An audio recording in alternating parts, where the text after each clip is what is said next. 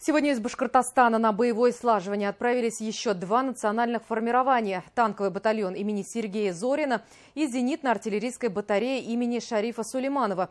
Торжественные проводы прошли в Чишминском районе в парке «Патриот». Как провожали подразделения, расскажет моя коллега.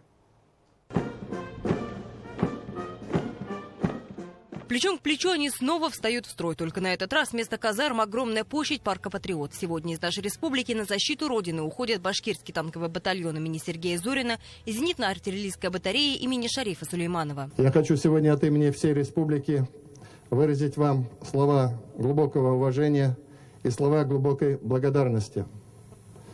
Ваше решение очень непростое. Я вижу ваших родственников, родных, близких. И, конечно, их благодарю за то, что они поддержали вас в этом решении. Решение, которое нам очень нужно и нужно нашей стране. На этот раз из добровольцев